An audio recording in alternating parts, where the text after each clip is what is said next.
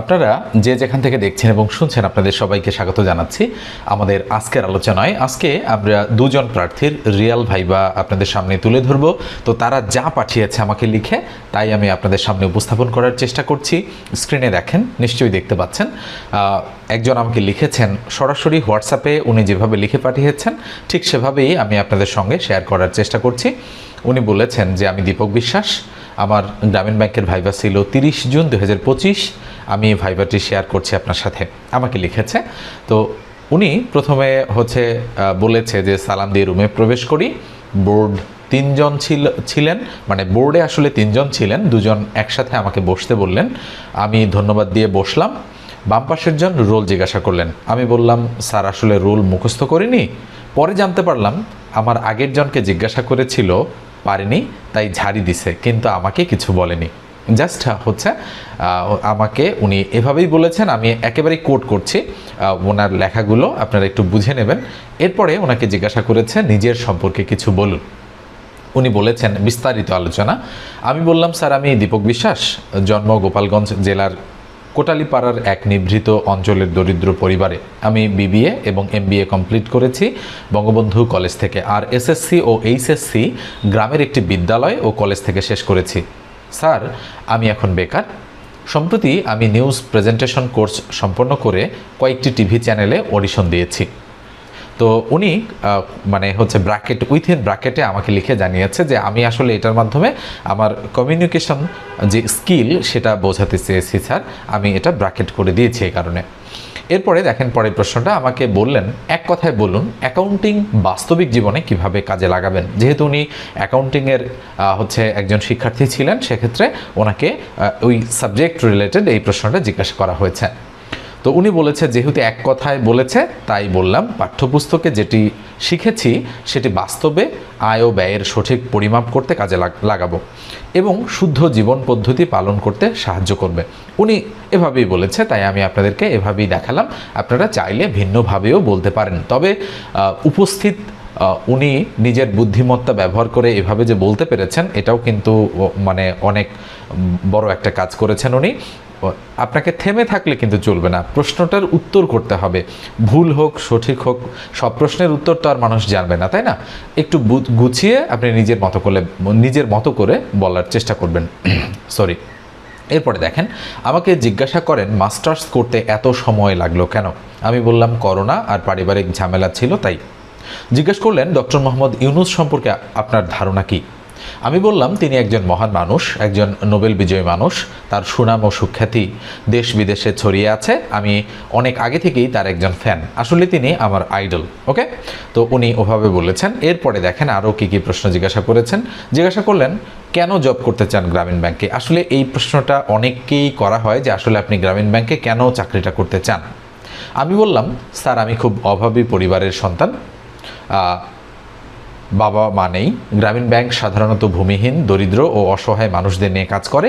আমি নিজেও অসহায়, তাই গ্রামীণ ব্যাংকের মতো স্বনামধন্য প্রতিষ্ঠানে যুক্ত হয়ে অসহায় মানুষদের জন্য কাজ করতে পারি, তাহলে নিজেকে ধন্য ও গর্বিত বোধ করব। বানান কিছুটা এদিক ওদিক রয়েছে। তো আমি আগেই বলেছি যে ওনাকে আমি কোট করছি, উনি যা লিখেছে আমি তাই দেখাচ্ছি আপনাদেরকে। আর তাই গ্রামীণ ব্যাংকের মতো স্বনামধন্য প্রতিষ্ঠানে কাজ করতে চাই। আমাকে বললেন ঠিক আছে আপনি আসুন, পেপারগুলো নিয়ে যান। আমি দাঁড়িয়ে হাত জোর করে নমস্কার দিয়ে পেপারস নিয়ে চলে আসলাম।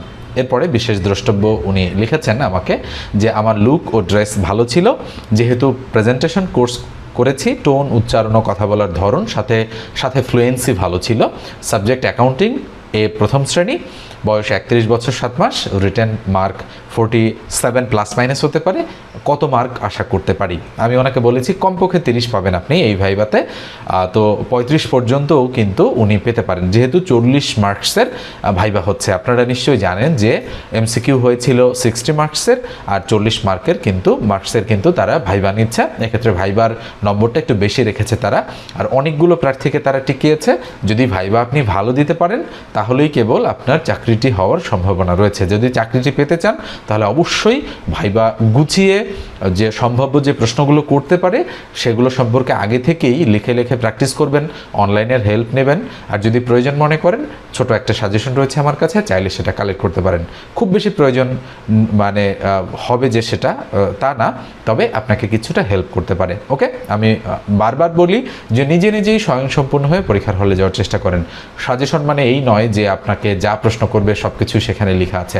ভাইবা সম্পূর্ণরূপে আনসার্টেইন বা অনিশ্চিত একটা জিনিস। আপনাকে কি প্রশ্ন করবে আপনি নিজেও যেমন জানেন না, আপনি আপনার ভাইবা নেওয়ার পূর্বে যারা আপনাকে প্রশ্ন করবে তারাও কিন্তু জানেন না যে আপনাকে কি জিজ্ঞাসা করবেন। এটা ইনস্ট্যান্ট হয়ে থাকে। তবে সম্ভাব্য গ্রামীণ ব্যাংক, ডক্টর মোহাম্মদ ইউনূস, তারপরে বৈষম্য বিরোধী ছাত্র আন্দোলন সম্পর্কে বর্তমানে বেশি প্রশ্ন করতে দেখা যাচ্ছে। এছাড়াও আরও নর্মাল যে সাধারণ যে ব্যাংক রিলেটেড প্রশ্নগুলো আছে, অর্থনীতি রিলেটেড প্রশ্ন আছে, এই প্রশ্নগুলো সাম্প্রতিক দু একটা জিজ্ঞাসা করতে পারে। এই ধরনের জিনিস কিন্তু ভাইবা বোর্ড সাধারণত জিজ্ঞাসা করে। আর এগুলো যদি আপনি উত্তর করতে না পারেন, একেবারে সাদামাটা প্রশ্ন যদি আপনি উত্তর করতে না পারেন, তাহলে কিন্তু তারা খেপে যেতে পারে। আর একটা বিষয় বলি যে আপনার রোল নম্বরটা আপনি অবশ্যই মুখস্থ করে যাবেন। মানে তারা কিন্তু অনেককেই জিজ্ঞাসা করছে যে আপনার রোল কত। ওকে, হঠাৎ করে যদি আপনি বলতে না পারেন তাহলে কিন্তু আসলে ঝামেলা হয়ে যাবে। মানে আপনার স্মরণ শক্তি জানার বা বোঝার চেষ্টা করে তারা যে আসলে আপনার রোলটা আপনি মনে রাখতে পেরেছেন কিনা। ঠিক আছে, এই বিষয়টা একটু খেয়াল রেখে যাবেন ভাইবা বোর্ডে। আর নিশ্চিতভাবেই যেগুলো আমি আপনাদের সঙ্গে শেয়ার করছি আপনাদের কাজে লাগছে। আর আপনারা আরও কী কী ধরনের প্রশ্ন আমার কাছে জানতে চান সেগুলো আপনারা অবশ্যই লিখে জানাবেন, তাহলে আমি সেই প্রশ্নগুলোর উত্তরও আপনাদেরকে দিয়ে হেল্প করার চেষ্টা করব। এবার আসেন আমি আরেকজনের যে ভাইবা রয়েছে একটু সেটাতে চলে যাই। তো দেখেন আমি সেটাতে চলে যাচ্ছি।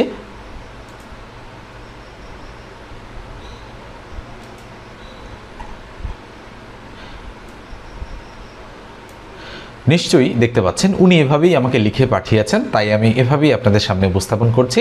উনি মোহাম্মদ সুমন হোসেন, জেলা যশোর, সাবজেক্ট ম্যাথামেটিক্স, গ্রামীণ ব্যাংক ভাইবা অভিজ্ঞতা, পদ হচ্ছে শিক্ষানবিশ অফিসার, তারিখ 30/6/2025, বোর্ড হচ্ছে 5 নম্বর। প্রার্থী ভিতরে আসতে পারি স্যার? পরীক্ষক হ্যাঁ আসুন। প্রার্থী আসসালামু আলাইকুম। পরীক্ষক ওয়ালাইকুম আসসালাম। আপনার নাম কি? মোহাম্মদ সুমন হোসেন। প্রার্থী বলেছেন। পরীক্ষক বলেছেন আপনি কোথা থেকে এসেছেন? স্যার আমি যশোর জেলার কেশবপুর থানা থেকে এসেছি। এগুলো কিন্তু ওনার নিজের হাতের লেখা, উনি আমাকে লিখে পাঠিয়েছেন ভাইবা দেওয়ার পর। পরীক্ষক আপনার পিতার নাম কি? মোহাম্মদ রজব আলী মোরল।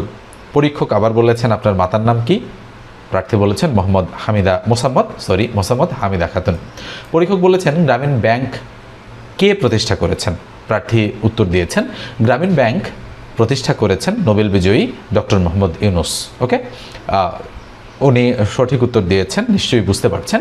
এরপরে পরের যে পেজটা রয়েছে, দুঃখিত এটা সর্বশেষ পেজটা এসেছে, মাঝখানের যে পেজটা ছিল দেখেন, এই যে পেজটা, এই পেজটাতে ওনাকে একটু যদিও অস্পষ্ট, তা আমি পড়ে দেওয়ার চেষ্টা করছি, একটু মনোযোগ দিয়ে শোনেন। প্রার্থী বলেছেন স্যার বর্তমানে ডক্টর মোহাম্মদ ইউনূস প্রধান উপদেষ্টার দায়িত্ব পালন করছেন। ওনাকে কিন্তু প্রশ্ন করা হয়েছিল যে ডক্টর মোহাম্মদ ইউনূস, আমি প্রশ্নটাতে চলে যাই, প্রশ্নটা সম্ভবত এখানেই আছে, বর্তমানে ডক্টর মোহাম্মদ ইউনূস কোন অবস্থানে আছেন, এই প্রশ্নটা জিজ্ঞাসা করা হয়েছিল। তো উনি প্রশ্নটার উত্তর কিভাবে দিয়েছিলেন দেখেন, একটু বড় করে দিচ্ছি। উনি দিয়েছিলেন স্যার বর্তমানে ডক্টর মোহাম্মদ ইউনূস প্রধান উপদেষ্টার দায়িত্ব পালন করছেন। পরীক্ষক বলেছেন যে ডক্টর মোহাম্মদ ইউনূস কোন সরকারের দায়িত্ব পালন করছেন? প্রার্থী বলেছেন যে স্যার ডক্টর মোহাম্মদ ইউনূস বর্তমান অন্তর্বর্তীকালীন সরকারের প্রধান উপদেষ্টার দায়িত্ব পালন করছেন। পরীক্ষক অন্তর্বর্তীকালীন সরকার কবে গঠন করা হয়? স্যার অন্তর্বর্তীকালীন সরকার গঠন করা হয় 8 আগস্ট 2024 সালে। আবার পরীক্ষক জিজ্ঞাসা করেছেন 36 জুলাই বলতে কি বোঝেন? স্যার 36 জুলাই বলতে 2024 সালের 5 আগস্টকে বোঝানো হয়েছে। পরীক্ষক বলেছেন কেন 5 আগস্টকে 36 জুলাই বলা হয়েছে? দেখেন প্রশ্নের পেটে প্রশ্ন করা হচ্ছে এবং বৈষম্য বিরোধী আন্দোলন সম্পর্কে কিন্তু আপনাকে ভালোভাবে জেনে যেতে হবে। প্রার্থী বলেছেন স্যার 5 আগস্টে প্রধানমন্ত্রী শেখ হাসিনা দেশ থেকে পালিয়েছেন, এই কারণে বৈষম্য বিরোধী ছাত্র আন্দোলনকারীরা 5 আগস্টকে স্মরণীয় করে রাখার জন্য 36 জুলাইকে 5 আগস্ট বলে অভিহিত করেছিলেন। তো এই ছিল আসলে ওনার ভাইবাটা। এবং পরীক্ষক ধন্যবাদ, আপনি এখন আসতে পারেন। প্রার্থী বলেছেন। আপনাদের সকলকে ধন্যবাদ স্যার। আসসালামু আলাইকুম। তো এই হচ্ছে দুইজন প্রার্থীর সরাসরি তারা যা লিখে পাঠিয়েছে সেটাই আমি আপনাদের সঙ্গে শেয়ার করলাম। আরও বেশ কয়েকজন পাঠিয়েছেন, সেগুলো যদি দেখতে চান তাহলে অবশ্যই কমেন্ট সেকশনে কমেন্ট করে জানাবেন, আমি সবগুলোই আপনাদের সামনে উপস্থাপন করার চেষ্টা করব। তো আজকের আলোচনাটা এ পর্যন্ত রাখছি, দেখা হবে পরের আলোচনায়। সে পর্যন্ত ভালো থাকবেন, সুস্থ থাকবেন। আর অনলাইনে কিন্তু আমি চাকরির গণিত শেখাই, বিসিএস, প্রিলি এবং রিটেনের জন্য, পাশাপাশি বিভিন্ন মানে আপনার হচ্ছে প্রাইমারি, নিবন্ধন এবং অন্যান্য পিএসসির যে জবগুলো রয়েছে, নন ক্যাডার যে জবগুলো, পাশাপাশি অফিস সহায়ক পদের যে রিটেন ম্যাথ, সেগুলো আমি শিখিয়ে থাকি। তো রিসেন্টলি 2টো ব্যাচ আমি লঞ্চ করতে যাচ্ছি। আপনারা যদি আমার কাছে অনলাইনে চাকরির গণিত শিখতে চান, জুম অ্যাপে লাইভ ক্লাসের মাধ্যমে, পাশাপাশি রেকর্ড ক্লাসগুলো আমি দিয়ে দেবো আপনাদেরকে, তাহলে আমার সঙ্গে আপনারা যোগাযোগ করতে পারেন। স্ক্রিনে যে নম্বরটা আমি দিচ্ছি, এই নম্বরটাতে আমার হোয়াটসঅ্যাপ রয়েছে। চাইলে আপনি এই নম্বরে আমার কাছে ভাইবার জন্য সাজেশনে নিতে পারেন এবং অনলাইনে পড়ার জন্য আমার সঙ্গে ডিটেইলস কথাও বলতে পারেন। তবে অবশ্যই হোয়াটসঅ্যাপে টেক্সট দিয়ে জানাবেন। ধন্যবাদ সবাইকে।